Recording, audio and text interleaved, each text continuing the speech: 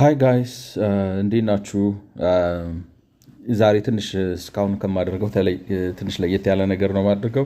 እዚህ ጋር እንደምታዩት ዩቲዩብ ላይ ነው ያለሁት እና ዩቲዩብ ላይ ፋና ቴሌቪዥን ቬሪፋይድ አካውንት ነው 1.7 ሚሊዮን ሰብስክራይበር ያለው። እዚህ የመጣሁበት ምክንያት ነግራችሁ ማለት እዚህ የመጣሁበት ምክንያት ምንድን ነው? ምን ለማድረግ ነው መሰላችሁ ያሰብኩት? ትላንትና ማታ አጋጣሚ እንቅልፍ አልወስድ ብሎ ቲክታክ ላይ ስክሮል ሳደርግ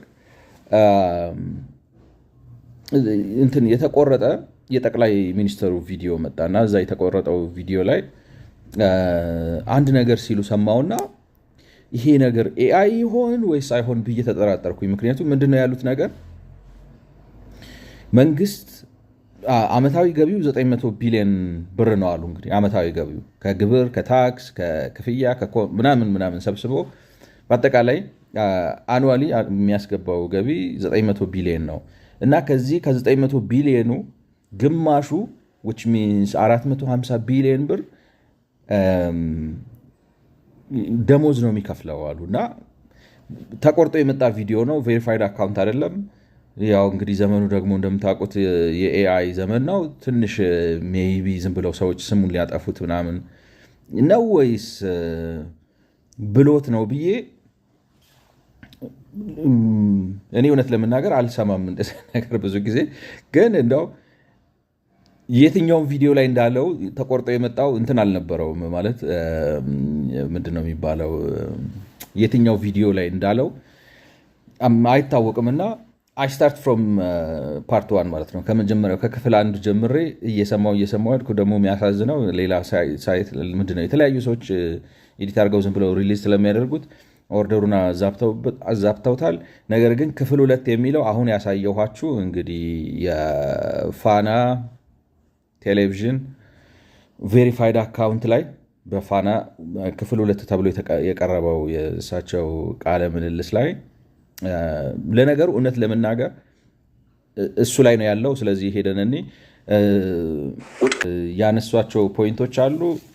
እንግዲህ አለፍ እያልኩ አሳያችሁና እዛ ላይ ሪአክት አደርጋለሁ። አክቹሊ ብዙ የሚባልበት ነገር አለ፣ ግን አንዱ በጣም ስትራይክ ያደረገኝ ይሄ ስለሆነና እኔ እውነት ለመናገር አሁን በዛኛው ጉዳይ ላይ ስለ ድህነት ወጥመድ የራሴ የሆነ ፔፐር እያዘጋጀው ነበርና እሱን አዘጋጅቼ ትላንት ድክም ብሎኝ በጊዜ ተኛው። በጣም ደክሞኝ ስለነበር በጊዜ ተኛውና አጉል ሰዓት ነቃው። ገብቷቸዋል። በጊዜ ተኝቼ አጉል ሰዓት ነቃውና ምንድነው በቃ ዝም ብላችሁ ስክሮል የምታደርጉት ነገር አለ ለሊት ሲሆን እና እንደዛ ስክሮል ሳደርግ ነው ያገኘሁት። አሁን እዚህ ቪዲዮ ላይ 7ኛው ደቂቃ 27ኛው ሰከንድ ላይ 7ኛው 27 seconds ስክሮል እያደረኩት ነው። እዛ ላይ ይሄን ይላሉ። ስሟቸው መንግስት ሰራተኛ ቁጥር አንዳንዱን ጉዳይ ለመከወን በቂ አይደለም። በነገራችን ላይ ባለፉት 6-7 ዓመታት በአቨሬጅ የኢትዮጵያ መንግስት ለደሞዝ የሚያወጣው ገንዘብ በየአመቱ በአቨሬጅ 21% ይጨምራል። በየአመቱ 21% ይጨምራል ወጪው። ያ የወጣው ወጪ እያንዳንዱ ሰራተኛ ጋር ይደርሳል ወይ የተባለ እንደሆነ አይደርስም። ለምንድን ነው የማይደርሰው? የመንግስት እዚህ ጋር ሁለት ነገር ልበል። አንደኛ የሰራተኛ ደሞዝ በአመት በ21% ይጨምራል ማለት ገቢ ሳይጨምር የሰራተኛ መጠን በዚህ መልኩ የምትጨምር ከሆነ የበጀት አስተዳደር ራሱ አታውቅም ማለት ነው። ገብቷቸዋል።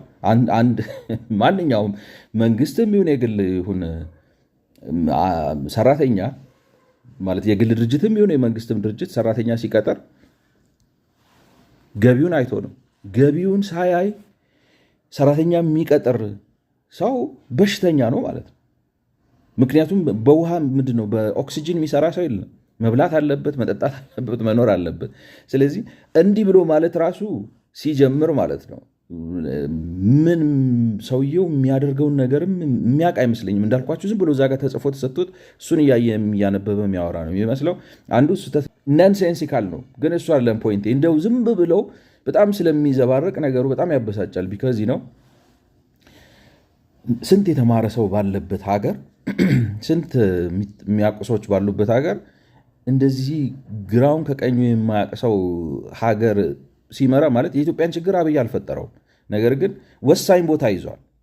ገብቷቸዋል። ሪሶርስ ያለበት ውሳኔ የሚወሰንበት ብዙ ነገር የሚሰራበት ነገር እና ቀጥለው ሰራተኛ ከለውጡ በፊት 1.7 አካባቢ ነበር። አሁን ከ2.5 ሚሊዮን በልጧል። የኔ አሁን ሜን ፖይንቴች ነች እዚህ ጋር እንግዲህ ላይክ ነው። ትንሽ ሪዋርድ ላድርገውና ላሰማችሁ፣ ምናልባት ሚስ አድርጋችሁት ከሆነ ወጪው ያ የወጣው ወጪ እያንዳንዱ ሰራተኛ ጋር ይደርሳል ወይ የተባለ እንደሆነ አይደርስም። ለምንድን ነው የማይደርሰው? የመንግስት ሰራተኛ ከለውጡ በፊት 1.7 አካባቢ ነበር። አሁን ከ2.5 ሚሊዮን በልጧል። ኦልራይት አሁን እዚህ ጋር የሚለው ምንድን ነው? መንግስት በጣም ከፍተኛ ሰራተኛ ቀጥሯል ማለት 1.7 ነበር 2.5 ደርሷል። which means 800,000 ሰራተኛ ቀጥሯል ማለት ነው መንግስት አዲሽናል በዚህ 7 ዓመት ውስጥ ማለት ነው። እንግዲህ ብልጽግና የሚባለው ፓርቲ ከመጣ ወዲህ 700,000 ሰራተኛ ቀጥረናል ነው የሚለው። እኔ እንግዲህ ማታ ላይ ነው ከሰማው በኋላ እንግዲህ ብራውዝ አድርጌ ምናምን የኢትዮጵያ ስታቲስቲክስ ማን ነው ስሙ የኢትዮጵያ ስታቲስቲክስ ድርጅት ያወጣውን አንድ መረጃ አገኘው። እዚህ ጋር ሼር ላደርጋችሁ። ይሄ ነው እንግዲህ አሁን ፌደራል ዴሞክራቲክ ሪፐብሊክ ኦፍ ኢትዮጵያ ኢትዮጵያን ስታቲስቲክስ ሰርቪስ ይላል። ስታቲስቲካል ሪፖርት 2021 ሌበር ፎርስ ኤንድ ማይግሬሽን ሰርቬይ ይላል። 2001 ላይ ወጣ ነው ማለት ነው። እንግዲህ አሁን ባለፉት ስንት ነው እንግዲህ አሁን 2025 ላይ ነን። ባለፉት 4 ዓመታት ፈንዳሜንታል የሆነ ስትራክቸራል ለውጥ አይኖረውም። ምክንያቱም ማለት በ4 ዓመት ውስጥ መንግስት 800,000 ሰው ሰራተኛ ሊቀጥር አይችልም። እሱ እነዚህ ባወጡት መሰረት ዴታውን ላሳያችሁ። የራሱ እንግዲህ የመንግስት ነው፣ ኦፊሻል ነው። ከኢትዮጵያን ስታቲስቲክስ ሰርቪስስ ዌብሳይቱ ላይ ነው ዳውንሎድ ያደረኩት ማለት ነው።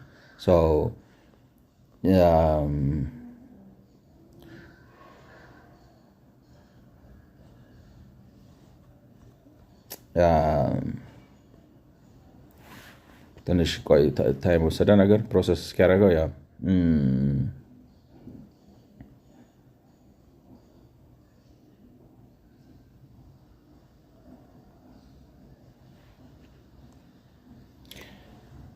ስለዚህ ዝም ብዬ ይሄድን ማለት ቬሪፋይ እንድታደረጉት ነው። እዚህ ጋር ያሉትን ነገሮች እኔ ኮፒ አድርጌ ኤክሰል ላይ አምጥቻቸዋለሁ። ከዚህ ነው የወሰድኩት። ለምሳሌ እንደዚህ አይነት ብዙ ቴብሎች አሉት። ከዛ ከቴብል ውስጥ ኢምፖርታንት የምላቸውን ዳታዎች ብቻ ፒክ አድርጌ እነሱ ላይ አናሊሲሱን ልሰራላችሁ ነው ማለት ነው። እና እነዚህን ከዚህ ላይ ዴታውን ወስጄ በኤክሰል አዘጋጀቸዋለሁ ማለት ነው።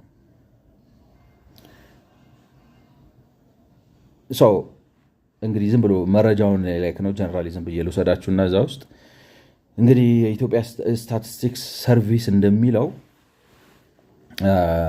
በኢትዮጵያ ውስጥ አንድ የገረመኝ ነገር 10 ዓመት እና ከዛ በላይ ያላቸው ሰዎች ናቸው መቀጠር የሚችሉ ሰዎች ተብሎ ዴታ የሚያዝላቸው ማለት ነው። ስለዚህ ኢትዮጵያ ውስጥ እድሜው 10 ዓመት በላይ የሆነ ወንድም ሴትም ማለት ነው መቀጠር የሚችለው ጠቅላላ ቁጥሩ እንግዲህ በ2021 ባለው ሪፖርት መሰረት 69964 ነው ማለት ነው ቶታሉ ማለት ነው መቀጠር የሚችለው ኢምፕሎየብል የሆነው ሰው ማለት ነው ከ10 ዓመት በላይ የሆነው ማለት ነው።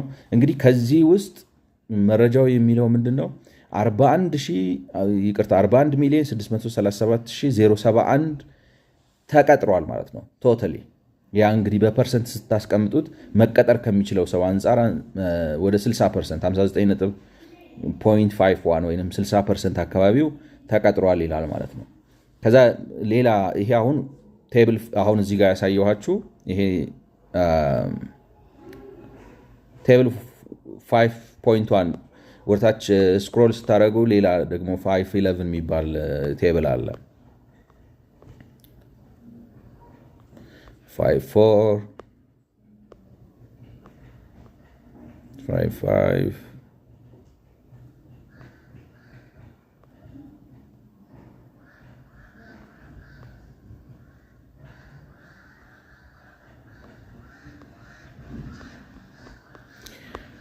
እንድታምኑኝ ነው ዝም ብዬ ስክሮል ማድረገው ማለት አልቀሸብኩትም ለነገሩ ዳውንሎድ አድርጋችሁ ማየት ትችላላችሁ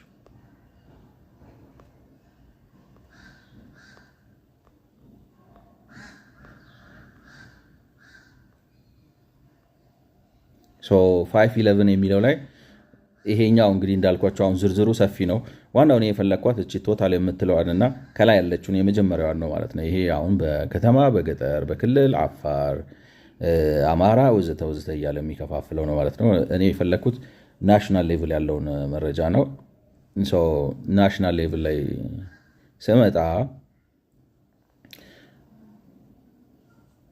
ፔድ ኢምፕሎይመንት ቴብሉ 5.11 ነው ማለት ነው እና እዚህ ላይ እንግዲህ ቅድም እዚህ ጋር 41 ሚሊዮን ነው ብለናል አለ ቶታል የተቀጠረው እዚህ ጋር 41 ሚሊዮን ነው ያመጣውና ከዚህ ውስጥ ደሞዝ የሚከፈላቸው ሰዎች ምን ያህል የተቀጠሩ አሉ ይላል ከ41 ሚሊዮኑ ደሞዝ የሚከፈላቸው 5,240,963 ብቻ ናቸው ማለት ነው which means እንግዲህ ከ41 ላይ 5.2ን ስትቀንሱት ኦልሞስት ስንት ነው የሚመጣው ወደ 36 ሚሊዮን የሚሆነው ቀጥታ ደሞዝ ተከፋይ አይደለም ራሱን የቀጠረ ሰው ነው ማለት ነው ራሱን የቀጠረ ሳይከፈል ምናምን የሚሰራ ዝርዝሩ አለ ከፈለጋችሁ አሳያችኋለሁ ከዚህ ውስጥ እንግዲህ የመንግስት ተቀጣሪዎች 1,638,838 ናቸው ቅድም ግን ጠቅላይ ሚኒስትሩን እንደሰማችሁት ከ7 ዓመት በፊት የኢትዮጵያ ሰራተኛ ቁጥር ብዛት 1.7 ነበር አሁን 2.5 ሆኗል ይላል እዚህ ጋር በእርግጥ ፓራስታታል የሚባሉ አሉ ፓራስታታል የሚባሉት እንትኖች ናቸው ምንድናቸው የመንግስት የልማት ድርጅቶች የምንላቸው ናቸው በተለምዶ ማለት ነው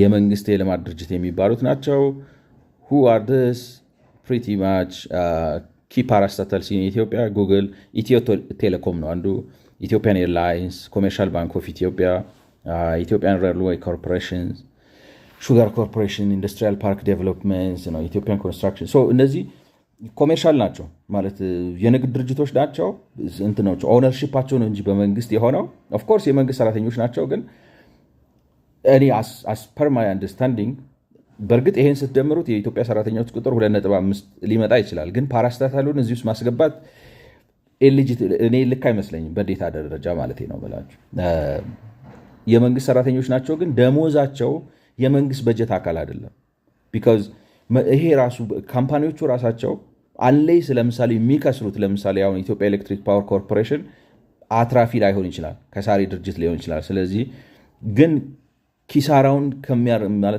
ከሚያስከትልበት ነገር አንዱ ምንድነው ደሞዝ መክፈል ነው ስለዚህ እነዚህ ማለት ቲፒካሊ ሳላሪ ኤክስፔንሱን ራሱ ምንድነው ምላችሁ ራሱ ነው የሚከፍለው እነዚህ ድርጅቶች በሙሉ ኢትዮጵያን ሺፒንግ ኤንድ ሎጂስቲክስ ሰርቪስ የኢትዮጵያ ምንድነው ቲ ዴቨሎፕመንት ኢንተርፕራይዝ ወዘተ የልማት ድርጅቶች ናቸው የንግድ ድርጅቶች ናቸው ኦፍ ኮርስ እንትን ሊሰጣቸው ይችላል አሁን ለምሳሌ ብድር ሊወስዱ ይችላሉ ብድር ወስደው ዕዳ ሊኖርባቸው ይችላል ወዘተ ደሞዛቸው ግን የኤግዜኪዩቲቭ ጉዳይ አይደለም ላይክ ነው በጀት ሊመድብላቸው ዕዳ ሊሰጣቸው ምንድነው እንትን ሊሰጣቸው ይችላል እንጂ ሳላሪያቸው ቀጥታ እሱን የሚመለከተው ነገር አይደለም ሶ ፓራስታታሉን እዚህ ጋር ልንጨምረው አንችልም የሚል እምነት ነው ያለኝ ብንጨምረውም ግን እሳቸው ያሉት ጋር እንደማይመጣ አሳያቸዋለሁ እንግዲህ ፓራስታታልሱ 790 ሺህ ናቸው እንደዚህ አሁን ኢትዮጵያ ቴሌኮሙኒኬሽን ውስጥ ኢትዮጵያን ኤርላይንስ ውስጥ ባቡር ድርጅት ውስጥ የስኳር ፋብሪካ ድርጅቶች ውስጥ የኢትዮጵያ ፓወር ኤሌክትሪክ ፓወር ወዘተ ወዘተ እነዚህ ውስጥ የሚካተቱት ሰራተኞች በድምራቸው 790 ሺህ ናቸው የመንግስት ገቨርንመንት ፔይድ ገቨርንመንት የሚከፍላቸው ገቨርንመንት ፔድ ብሎ 1 ነጥብ እሳቸው ከ7 ዓመት በፊት አለ ያሉት አሁንም ያው ነው ያለው ነው። ፈንዳሜንታል ይሄ ነው የሚባል ሲግኒፊካንት ለውጥ የለም፣ ሊኖርም አይችልም። ከየት አምጥተህ ነው ለምሳሌ ማለት አሁን ለምሳሌ ይሄንን 790 የ1.6 እኮ በፐርሰንት ብታወጡት ነው ብላችሁ ለምሳሌ እንትኑን እንስራው ምንድን ነው የሚባለው ፐርሰንቴጁን እናወጣለን። ሌትስ ዩዝ አወር ካልኩሌተር ራፍሊ ማለት ነው 791 divided by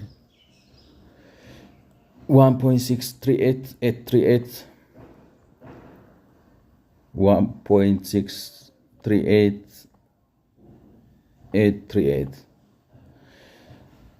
48% ሰራተኛ ቀጥር አዲሽናል ሰራተኛ ቀጥር ያለው ማለት ነው መንግስት እያለ ነው ማለት ነው። which is almost impossible ሊሆን አይችልም። 50% ሰራተኛ አትቀጥርም አዲሽናል ሰራተኛ እስካሁን ከነበረ 50 በ7 ዓመት ውስጥ ማለት ነው።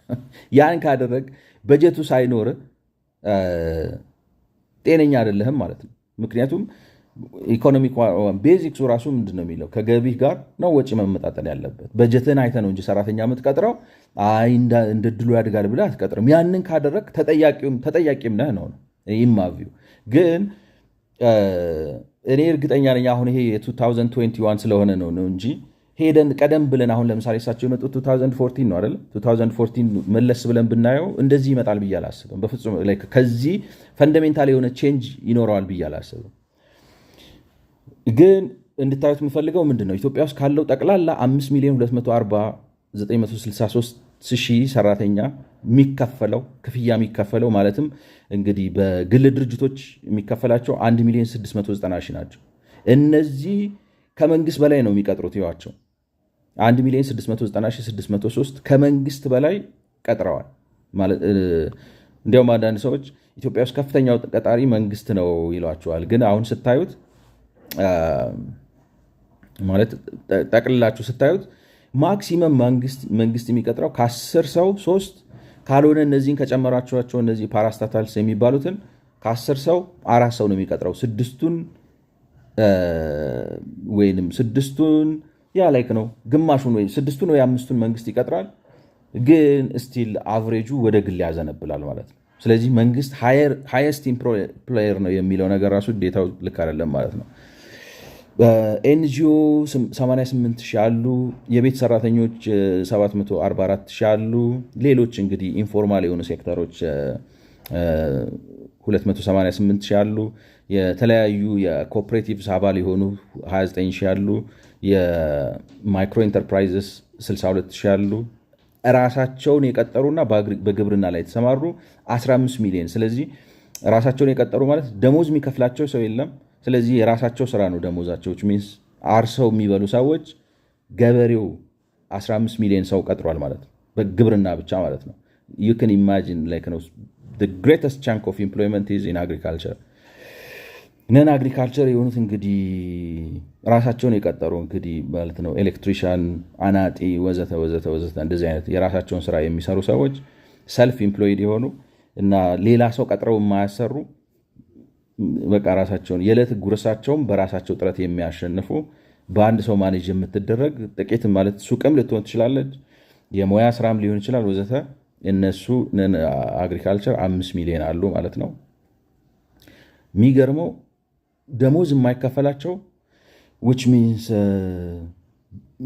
ሪስፖንስብል ያልሆኑ ባለቤት ያልሆኑ በማገዝ ብቻ የሚሰሩ የቤተሰብ ያጎት ልጅ ሊሆን ይችላል አብሮ እያደገ ያለ ምናምን በጉልበት የሚያገለግል 11 ሚሊዮን አለ ማለት ነው። አንፔድ ፋሚሊ ወርከር እነዛም ነን አግሪካልቸራል በሆኑት ውስጥ የሚያግዝ ሱቅ የሚጠብቅ ምናምን የሚል ወደ 4 ሚሊዮን አለ ማለት ነው። ስለዚህ የሰራተኛ ስርጭቱ በሀገሪቱ ይሄን ይመስላል ማለት ነው። ስለዚህ እዚህ ጋር ካልኩሌሽን ስትሰሩት ከጠቅላላው ከተቀጣሪዎቹ አሁን ገቨርንመንታል ያልኩትን 1.6ን ወስዳችሁ ምን ያህል ነው የመንግስት ሰራተኛ ተቀጣሪ ብላችሁ ስትሉ 31% ነው ማለት ነው። በፐርሰንት ስታወጡት 31% ነው ከጠቅላላው ደሞዝ ከሚከፈለው ተቀጣሪ ከጠቅላላው ተቀጣሪ ካያችሁት ከ46 ከ41 ሚሊዮን ላይ ነው መንግስት ሁለቱን እንኳን ብትደምሩት በጣም የሆነ ሚኒስኪል ነች። ደሞዝ የሚከፈላቸው ግን 31% ነው ያሉት። የሚቀጥለው ማለት መንዝሊ ፔመንት የሚለው ሺት ላይ እንሄድና እዛ የስታቲስቲክሱ ሪፖርት ላይ 5.22 ነው ማለት ነው። እዛ ላይ እንደምታዩት ያስቀመጡት እንዴት አድርገው መሰላችሁ? አሁን ተቀጣሪው ስንት ነው ብለናል? 5,240,963 ጠቅላላ ቁጥራቸው ማለት ነው። መንግስትም የቀጠራቸው ራሳቸውንም የቀጠሩ ኤንጂኦ የቀጠራቸው ኮኦፕሬቲቭስም ውስጥ ያሉ ፓራስታተለስቱም ያሉ ወዘተ ወዘተ በጠቅላላ ስንት ናቸው? 5,240,963 ናቸው። ከነዚህ ውስጥ እንግዲህ በምን አስቀምጠውታል መሰላችሁ? በደሞዝ ስኬል ማለት ደሞዛቸውን ብራኬት አድርገው በ500 ብር እየለዩዋቸው። ስለዚህ ከ500 ብር በታች የሚያገኙትን 249 ሺህ ወይም 250 ሺህ ማለት ትችላላችሁ። ከ500 ብር እስከ 1 ሺህ ብር የሚያገኙ 466 ሺህ አሉ። ከ1000 እስከ 1500 የሚያገኙ 480 ሺህ አሉ። ከ1500 እስከ 2000 የሚያገኙ 501 ሺህ አሉ። እንደዚህ ያሉ ላይክ ነው ምን ያህል ሰራተኛ አለ ብለው ያሳያችሁና ላይክ ነው። ከዛ መጨረሻ ላይ ትልቁ ብራኬት ከ7000 ብር በላይ የሚከፈላቸው ሰዎች ስንት ናቸው ብለው ያስቀምጣል ማለት ነው። ስንት ናቸው? 806 ሺህ ናቸው። ይሄ ትልቅ ብራኬት ነው። ሌሎቹን ካያቸዋቸው በአብዛኛው 300 ላይክ ነው። አሁን ዶሚናንት የሆነው ከ500 እስከ 2500 ያለው ብዙ ሰው ይዟል። ወደ 2 ሚሊዮን ህዝብ ይዟል ማለት ነው። ከዚህ ውስጥ እንግዲህ ከ500 እስከ 2000 ያለው ወደ 2 ሚሊዮን የሚሆነው ህዝብ እንደዚህ አይነት ደሞዝ ነው የሚከፈለው ከ5 ሚሊዮኑ ማለት ነው። which means almost close to half ማለት ማክሲመም የደሞዝ ጣሪያው 2000 ብር ነው ማለት ነው። ኤኒዌይ ይሄ 806 ሺዎቹ ከ7000 ብር በላይ ደሞዝ የሚከፈላቸው እንግዲህ ብዙ አይነት ከ7000 በላይ አለ ማለት በ10 ሺህ የሚከፈለው ብዙ ውስጥ ይገባል። 8000 9000 ላይ ነው 12000 13000 እያለ ያው ጣራም የለውም ወደ ላይ ይሄዳል ማለት ነው።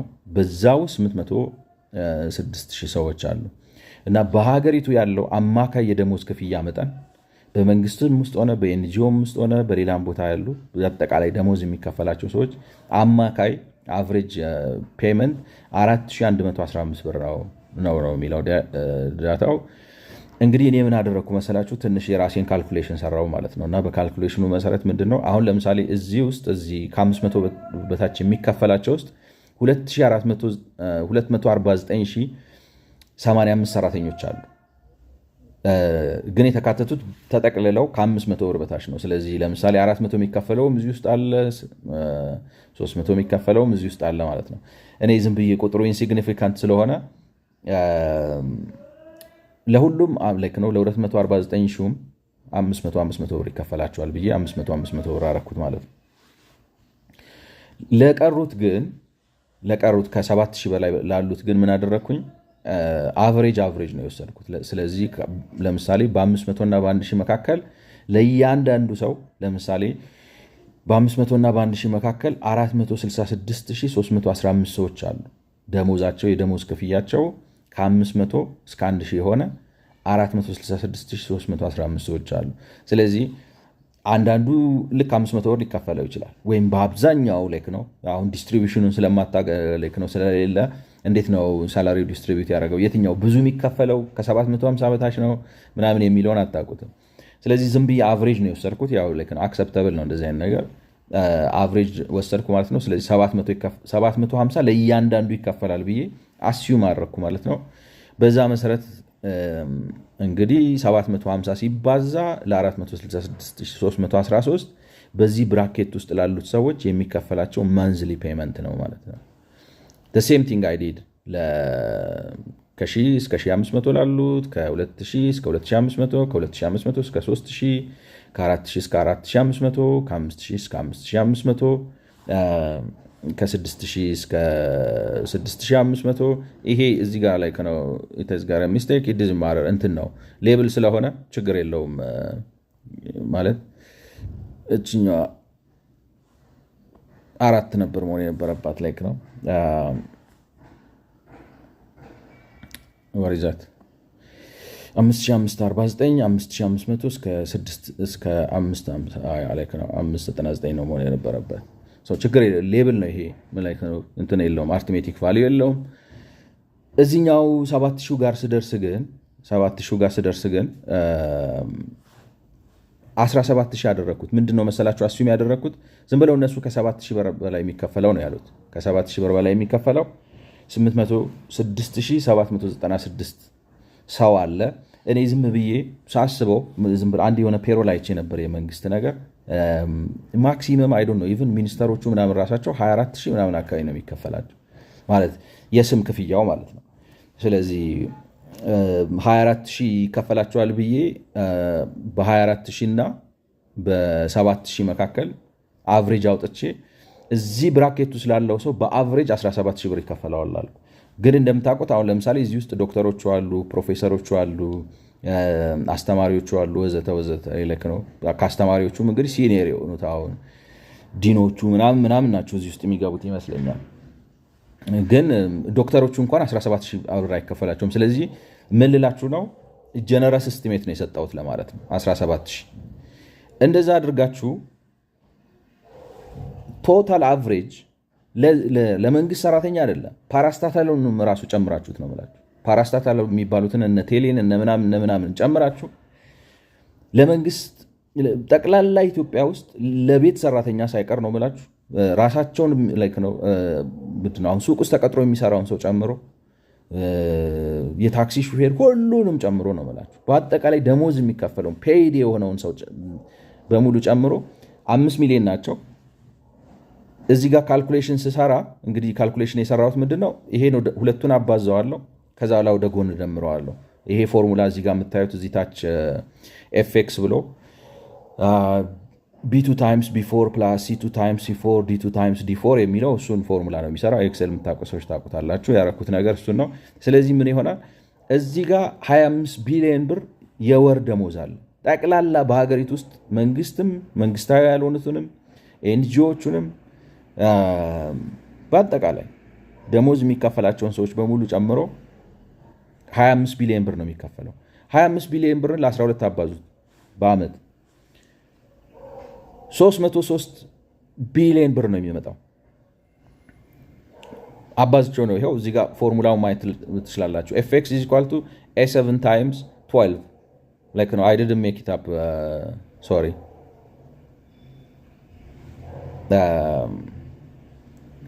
fx is equal to a7 ይሄ ሴል ማለት ነው። ይሄ ሴል ሲባዛ በ12 ነው 303 877 ቢሊዮን ነው የሚመጣው። ይሄ የገቨርንመንት ኢምፕሎይ ደግሞ እንዳልኳችሁ ቅድም ገቨርንመንት ፔይ የሚያረጋቸው 1.7 ሰራተኛ ነው ያለው። በሱ አስዩም ካረጋችሁት ወደ 33% ስለሆነ መንግስት እንግዲህ ለዛውም እንግዲህ አስዩም ማድረግ ያለባችሁ ከ7000 በላይ ያሉትን ሰዎች በሙሉ 802,000ንም በሙሉ በ17000 ነው የሰራውላቸው ደሞዛቸውን ማለት ነው። በ17000 ሰርቼ ስለዚህ ምንድነው የሚባለው እንትኑ ዳታውን አዛብቸዋለሁ ጀነረስ ለመሆን ለመስተካከል በሚል ማለት ነው። ግን በትክክል ቢመጣ ከዛም ያንስ ቫልዩ ነው እዛ ጋር የሚገኘው። እንደዛ ተደርጎ መንግስት ለደሞዝ በአመት የሚያወጣው 100 ቢሊዮን ብር ነው። እንትኖቹንም እንጨምራቸውን በል እነዚህ ማን ናቸው ስሙ ፓራስታታል የተባሉትን ማለት ነው። እነሱንም ብትጨምሯቸው ማክሲመም 150 ቢሊዮን ነው የሚሆነው። 50 ቢሊዮን ነው የሚያስጨምራቸው።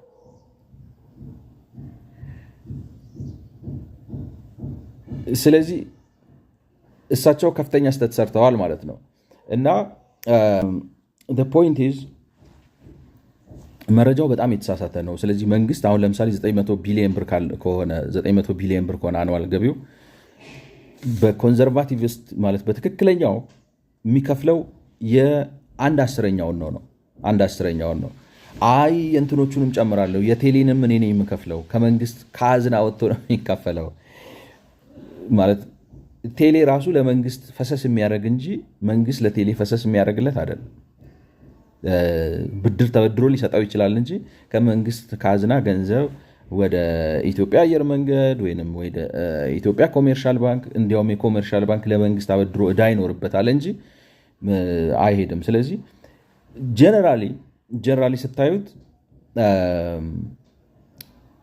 መንግስት የሚከፍለው 1/10ኛውን ነው የገቢውን which is ኖርማል ናቹራል ማለት የደሞዝ ወጪ ከፍተኛ ወጪ ነው። 100 ቢሊዮን ብር ቀላል ብር አይደለም። ነገር ግን 100 ቢሊዮን ብር ከበዛ እንዳልኳችሁ እነዚህን ነገሮች ፓራስታቶሎቹን እነ ቴሌን እነ ሲቢኢን ወዘተን ጨምራቸው ካል መንግስት የሚከፍለው 150 ቢሊዮን ብር ነው። 150 ቢሊዮን ከ900 ማለት 150 ቢሊዮን ብር አውጥቶ 900 ቢሊዮን ብር ያስገባል ማለት እኮ ነው። በጣም ትርፋማ ድርጅት ነው። ገብቷቸው እርሱት። ሌላውን ነገር እንደ ቢዝነስ ካያችሁት 150 ቢሊዮን ብር ወጪ አድርጎ ለስራ ለማሰሪያ ለምናምን የሰራተኛ ወጪ አድርጎ 900 ወደ 750 ወይንም ኤግዛክትሊ 750 ቢሊዮን ብር ኔት ኢንካም አለው ማለት ነው። በጣም አትራፊ ድርጅት ነው። ምንም እንኳን ከሀገራችን አኳያ አሁን 750 ቢሊዮን ብር ለበጀት ሌሎች አሁን የልማት ስራ ምናምን ለመዋል በቂ ነው ባይባልም፣ ምክንያቱም በጣም ብዙ ፍላጎት ስላለ። ነገር ግን ከኢኮኖሚክስ አንጻር ወይም ከአካውንቲንግ አንጻር ካያችሁት አትራፊ ድርጅት ነው። መንግስት 150 ቢሊዮን ብር ከፍሎ 750 ቢሊዮን ብር ኪሱ እያስገባ ነው። ያን ኪሱ አስገብቶ ኪሱ የሚያስገባው ማለት መንግስት የራሱ ኪስ ስለሌለው መልሶ ምንድን ነው የሚያደርገው? ካፒታል ኢንቨስትመንት ነው የሚያደርገው። ካፒታል ኢንቨስትመንት አላረግም ካለ ፋውንቴን ምናምን ይሰራበታል። አሁን እሳቸው እንደሚያደርጉት ማለት ነው። አይ ዶንት ኖ እንግዲህ ከመንግስት ብር የሚያደርጉት ከሆነ ግን ፖይንት ይዝን የሌለ የፈለግኩት ዋናው ቁም ነገሬ ዋናው ሀሳቤ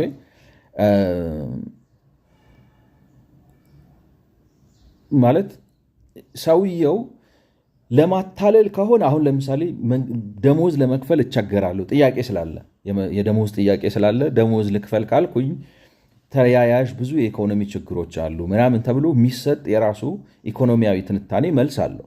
ገብቷቸዋል። መልስ አለው። ልክ ነው ማለት አይደለም። እንደው መመለስ አልችልም ከአቅሜ በላይ ነው ካሉ ኢንተለጀንት የሆነ መልስ የሚመለስበት መንገድ አለ። እንደዚህ አይነት መልስ መስጠታቸው ግን የሚያሳየን ነገር ሪሊ ሰውየው የሚያደርጉትን ነገር አያውቁም። መወሰንም ማለት አይ ዶንት ቲንክ ሂ አንደርስታንድስ የሚያደርገውን ነገር። ምክንያቱም እንዴት ነው የመንግስት ሰራተኛ ምንድን ነው ስሙ በአመት በ31% የሚጨምረው? ይገብቷቸዋል። አሁን በእርግጥ አሁን አሜሪካን ሀገር የግብር ከፋዮችን የግብር አስከፋዮችን ለምሳሌ አይአርኤስ የሚሉትን በጨመርክ ቁጥር $1 $27 ተጨማሪ ታክስ ሰበስባለህ። ምክንያቱም ታክስ በተለያየ ምክንያት ተዘንግቶ የሚታው ስላለ የሚቆጣጠርና የሚከታተል ሰው በጨመርክ ቁጥር ሞር ታመጣለህ ነው። ስለዚህ መንግስትን እንደ አንድ ኢንተርፕራይዝ ካያችሁት ፎር ኤቭሪ $27 የምታመጣ ከሆነ በጣም ያዋጣል። 2700% እድገት እያሳየህ ነው ማለት ፕሮፊት አለው፣ ያዋጣል። መንግስትም አሁን እኮ ትርፋማ ነው። ይሄንን ስታደርግ ምንድነው የሚባለው? ሰራተኛ በመጨመር ኢንካም የምትጨምር ከሆነ ታደርጋለህ። ሰራተኛ ጨምረህ ግን ኢንካም ማትጨምር ከሆነ እና ዝም ብለህ ሰራተኛ የምትጨምር ከሆነ ሰው ለመሳደብ ትቸኩላለህ እንጂ ማለት ቀበሌ ማስተዳደር አያውቁም ምናምን። አንተ ይሄ ሲምፕል በጀቲንግ አንደርስታንዲንግ የለውም። ስለዚህ ኢትስ ሶ ፕሮብለማቲክ ላይክ ነው። እንደዚህ ተኮኖ እንዴት ነው ሀገር ራን የሚደረገው? ላይክ ነው በእንደዚህ አይነት ኢግኖራንስ፣ በእንደዚህ አይነት የግንዛቤ እጥረት ማለት ውሸት ፈልገው ነው ለማጭበርበር ፈልገው ነው ብትሉ ከዚህ የተሻለ ውሸት አለ ነው። በዚህ ጉዳይ ላይ ጥሩ አድርጎ መዋሸት ይቻላል። መዋሸት የፈለገ ሰው ከዚህ የተሻለ ማስተዛዘኛ ብዙ መልስ ማቅረብ ይቻላል። እንደዚህ አይነት መልስ ውስጥ ማቅረብ ውስጥ ግን ከገቡ ሪሊ ፈንዳሜንታል የሆነ ፕሮብለም አለ እና አይ ቲንክ አይ ዶንት ኖ እንግዲህ እኔ ላይክ ነው ምን ይፈጥርባቸዋል መሰላችሁ? ምን አይነት እኔ አሁን ብስጭት ያደረገኝ ለምንድን ነው ግን እንደዚህ አይነት ሰዎች አሁን ምርጫ መጥቶ በሚቀጥለው ምርጫ አሸነፉ ተብሎ ሊቀጥሉ ይሆናል እኮ ነው። ይገብቷቸው በሚቀጥለው ምርጫ አሸነፉ ተብለው ሊቀጥሉ ይችላሉ ማለት የሆኑ ሰዎች ተከፍሏቸውም ምን ብሏቸውም ሄደው ይመርጣሉ ማለት ነው። እና ሪሊ ፈንዳሜንታል የሆነ የግንዛቤ ማለት ምንድን ነው የሚባለው አይ ዶንት ኖ ብቻ በሚቀጥለው ምርጫ ይሄ ብልጽግናና እሳቸውና የብልጽግና ፓርቲ አሸንፎ የፖለቲካ ስልጣን ከያዘ ተጠያቂው ሌላ ሳይሆን ራሱ የኢትዮጵያ ሕዝብ ነው። ምክንያቱም ቢያንስ ምርጫ ጣቢያ ሄዶ የምርጫ ካርዱን ማለት የሚመረጥ ከጠፋ ጸረ ዲሞክራሲ ያካሄዱ እንትኑን ከዘጋው እና አማራጭ ፓርቲ ከጠፋ አይ ዶንት ቲንክ ሰው ምክንያቱም ዲፍረንስ የለውም ላይክ ነው። አሁን ለምሳሌ አንዱን ያሉትን ነገር ልንገራችሁ። ምንድን ነው ያሉት? ኢትዮጵያ 24 ሚሊዮን ህዝብ ከድህነት አውጥተናል አሉ። ላይክ ነው አንደኛው መሰለኝ አንደኛው ክፍል አንዱ ላይ መሰለኝ ስልጣን ስንረከብ 27 ሚሊዮን ነበር የኢትዮጵያ ድሃ። አሁን ወደ 24ቱን አውጥተን 3.9 ምናምን ሚሊዮን ቀርቷል። እሳቸው ያሉትን ነው። የኢትዮጵያ ማንሰራራት ዘመን ሌላው ማሳያ እና ኢትዮጵያውያን በአንክሮ ማስተዋል የሚገባቸው ከእርዳታ ጋር የሚያያዝ ጉዳይ ነው። በ2013 ትናንትና ኢትዮጵያ 27 ሚሊዮን ገደማ ተረጂ ነበራት። 27 ሚሊዮን ገደማ። በዚህ ዓመት ኢትዮጵያ 3.9 ሚሊዮን ብቻ ነው ተረጂ ያላት። 23 ሚሊዮን ነፃ ወጣ። 20 ሚሊዮን ተረጂ ነፃ ካወጣ በኋላ አንድ ሰው፣ አንድ ስርዓት፣ አንድ ፓርቲ ባይኖርስ ምን ችግር አለበት? ከዚህ በላይ ድል አለ እንዴ? እዚህ ጋር አንድ መረጃ ላሳያችሁ። ፖቨርቲ ላይን የሚል ማለት ነው። የተባበሩት መንግስታት ማን ነው ስሙ ወርልድ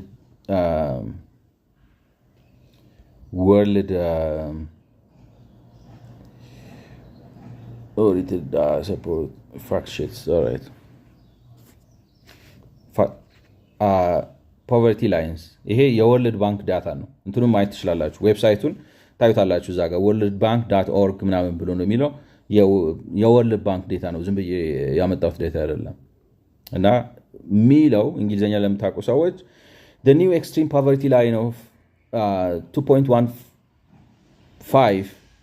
per person per day which replaces the 1.90 poverty line። በሌላ አማርኛ ምን ማለት ነው? ከ2022 ጀምሮ የዓለም ባንክ አንድን ሰው ከከፋ ማለት ከድህነት ወለል በታች ነው የሚኖረው ብሎ ለማለት ያ ሰውዬ በቀን ከ$2.5 በታች ማግኘት አለበት ነው የሚለው። ያ ሰውዬ ያ ማለት ምን ማለት ነው?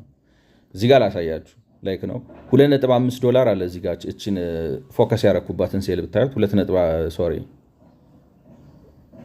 ያ ላይክ እንትኗን ያጠፋታል።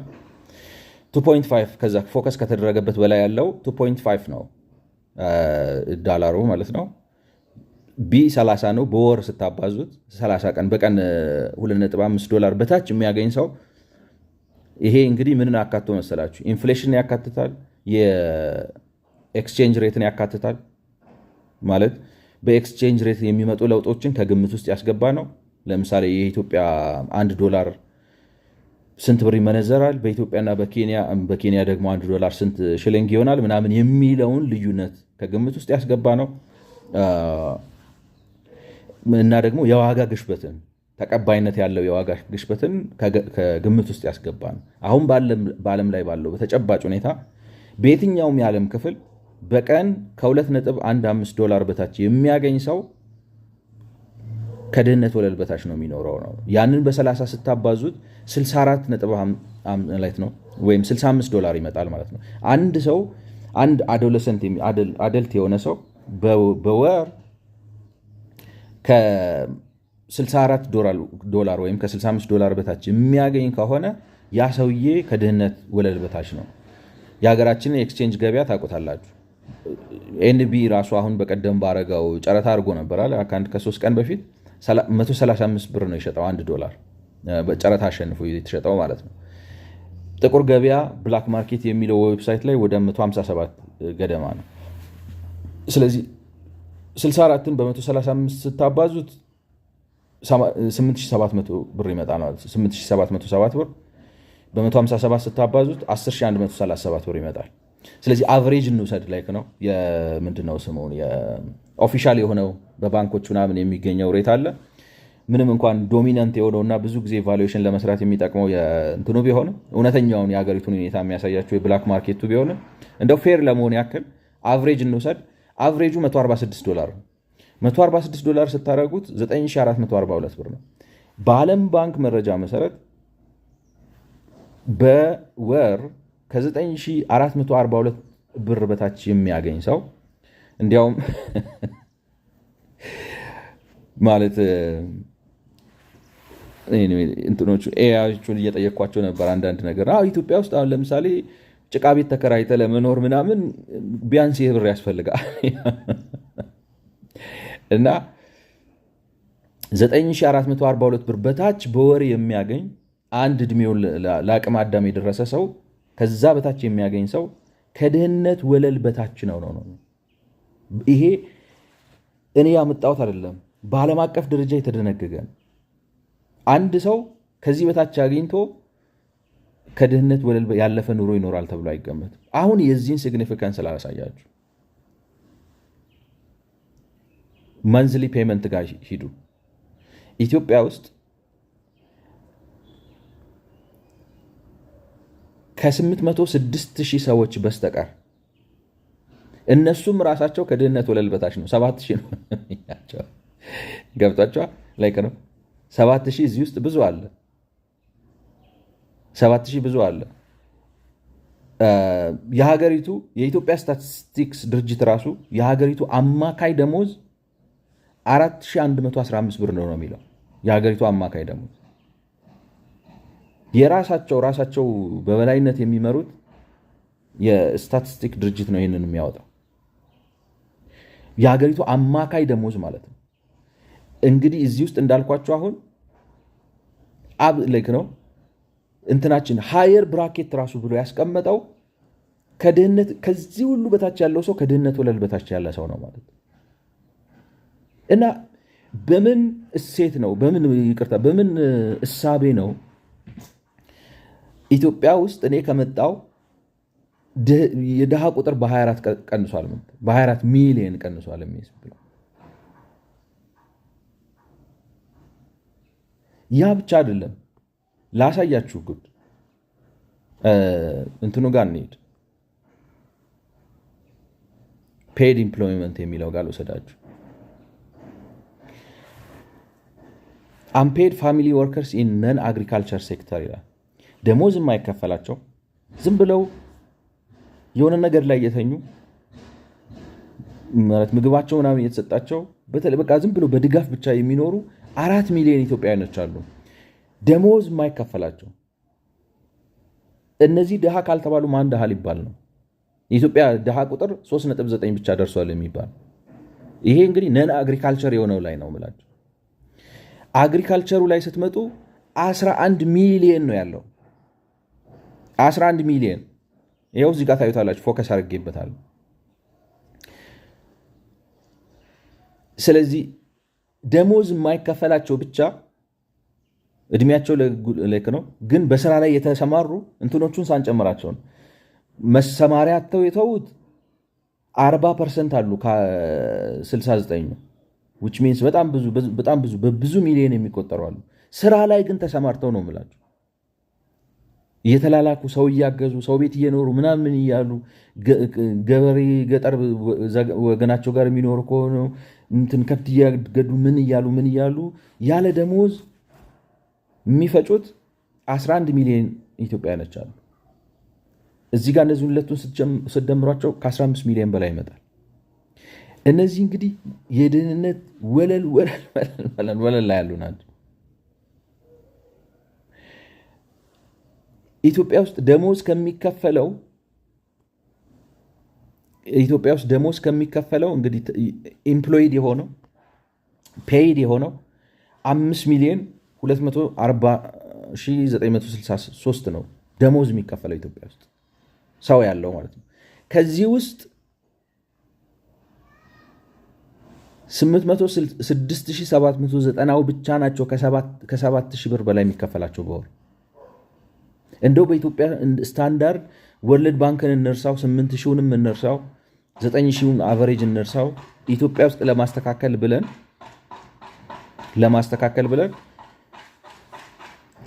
በዓለም አቀፍ የድህነት ወለል ስታንዳርድ መሰረት ይሄ ዓለም አቀፍ ሲባል ራሳችንን ከአሜሪካኖቹ ጋር እያነጻጸርን አይደለም፣ ከአሜሪካኖቹ ጋር አይደለም ወይንም ከአውሮፓውያኖቹ ጋር ኖ ብሩንዲን ጨምሮ ነው ኡጋዱጉን ጨምሮ ሌሎቹንም እነ ማዳጋስካርን ጨምሮ በቃ ሙትት ያሉ ሀገራቶችን ጨምሮ ነው። በነዚህ በማንኛውም በምድር ገጽ ላይ በወር ከ7,000 ብር በላይ በታች የሚያገኝ ሰው እንዳልኳችሁ 9,000 ነው ለማስተካከል ብዬ ነው። 7,000 በታች የሚያገኝ ሰው ከድህነት ወለል በታች ነው የሚለው የዓለም አቀፉ ስታንዳርድ። ደግሞ እውነትም ነው። በሀገራችን ተጨባጭ ሁኔታ አንድ ሰውን 7,000 ብር ብሰጡት ቁርስ፣ ምሳ፣ እራት በልተው ልብስ እንትን ብሎ የቤት ክራይ ከፍሎ ትራንስፖርት አድርጎ መኖር ይችላል በዛ 7,000 ብር? ላይክ ነው ኦልሞስት ኢምፖሲብል። ስለዚህ ከ5 ሚሊዮኑ 5.2ቱ 806ቶቹን ስታወጧቸው እንደው ሌላውን ተውት 4 ሚሊዮን በመንግስትም ሆነ በግልም ሆነ ኤንጂኦም ሆነ ሌላ በተለያየ መልኩ ተቀጥሮ የሚሰራው ሰው በሙሉ ከድህነት ወለል በታች ነው የሚኖረው። ይሄንን ያፈጠጠ የራሳቸው የስታቲስቲክስ ዳታ እያለ ሼም የለም? ኢትዮጵያዊነት ጨዋነት የለም ወይ? ይሉንታስ የለም ወይ? እኛስ እንደ ኢትዮጵያውያን የተማረው የሚያውቀው ሽማግሌው ይሄንን እንዴት ታግሰን እንኖራለን? እኔ ላይክ ነው ታግሰን እንኖራለን ስላችሁ በሚቀጥለው ምርጫ እሳቸውና ብልጽግና ከተመረጡ የኢትዮጵያ ሕዝብ በቃ የሞት እንቅልፍ ተኝቷል ማለት ነው።